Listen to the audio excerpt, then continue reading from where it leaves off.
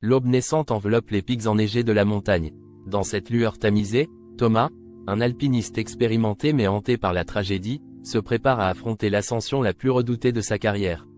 Cette montagne n'est pas simplement un défi pour lui, elle est le symbole d'une promesse, celle de surmonter la culpabilité et le deuil qui le ronge depuis l'accident mortel de son coéquipier il y a quelques années. Déterminé à conquérir ce sommet solitaire, Thomas s'avance sur les premières parois rocheuses avec une précision méticuleuse. Chaque mouvement est calculé, chaque prise est testée. Le vent siffle doucement, puis s'intensifie soudainement. Les premières difficultés commencent à se manifester lorsqu'il atteint une crête exposée. Des rafales violentes le bousculent, tentant de le faire vaciller. Il serre les dents, refusant de céder. Après plusieurs heures de progression, Thomas s'accorde une pause, cherchant à reprendre son souffle. À ce moment-là, une roche se détache au-dessus de lui et tombe brusquement. Elle frôle sa tête, puis dévale la pente.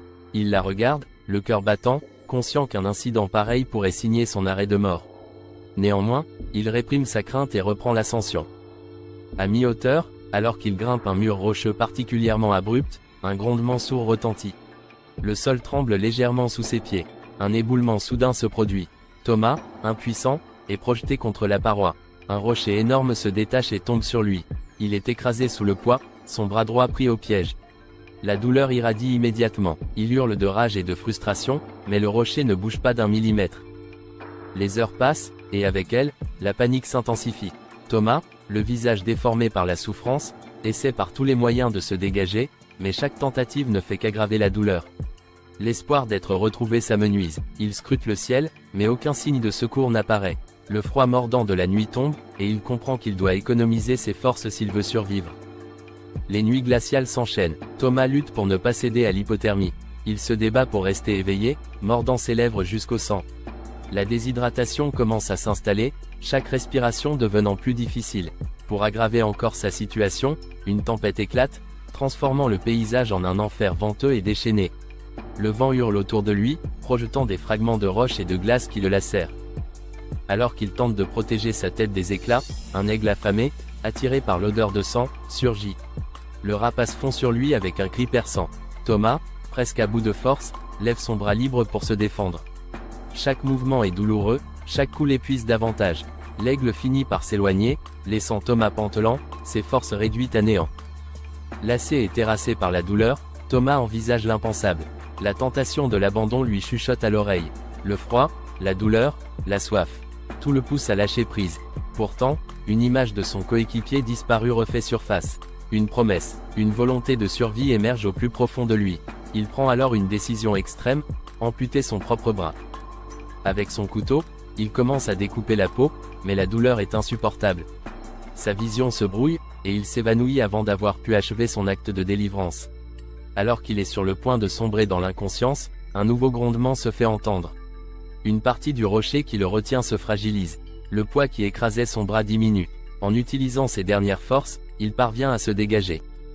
Libéré mais gravement blessé, Thomas entreprend une descente chaotique et périlleuse. Le bras broyé, chaque geste est une torture. Il glisse, tombe, mais s'accroche désespérément. Le manque de sang et l'épuisement le rendent à moitié fou, mais il continue à avancer. Il sait que s'il s'arrête, il ne se relèvera plus jamais. Sur un plateau plus stable, il réussit à capter un faible signal avec son talkie-walkie. Un miracle. Tremblant et à bout de souffle, il envoie un message de détresse. Thomas, blessé, position approximative, besoin d'aide. La batterie s'éteint juste après, laissant un silence assourdissant. Avec une volonté farouche, Thomas trouve un abri naturel entre deux rochers. Il rampe jusqu'à l'intérieur, lutte pour rester éveillé. Ses pensées dérivent vers sa famille, vers ses rêves inachevés. Il se bat contre l'épuisement, se répétant inlassablement qu'il doit tenir encore un peu, juste un peu plus longtemps. Quand il entend enfin le bruit familier d'un hélicoptère, il croit d'abord à une hallucination. Les faisceaux de lumière balaient la montagne. Tremblant, il agite un morceau de tissu avec son bras valide. Un instant plus tard, il voit des silhouettes approcher. Les sauveteurs arrivent juste à temps. Il est élitreillé et stabilisé à bord de l'appareil. À l'hôpital, Thomas se remet lentement de ses blessures. Son bras est gravement endommagé, et une amputation semble inévitable. Cependant, il est vivant. Les médias rapportent son histoire comme un exploit de survie, une démonstration de courage et de volonté face à l'inimaginable. Assis dans sa chambre d'hôpital, Thomas regarde la montagne au loin. Ce monstre de pierre, qui a failli l'engloutir, lui paraît à nouveau paisible. Il ressent un mélange de respect et de reconnaissance pour cet adversaire qu'il a réussi à vaincre. Car il sait que, dans cette lutte contre les griffes de la montagne, ce n'était pas seulement son corps qui était pris au piège, mais aussi son esprit. Et désormais, il est enfin libre.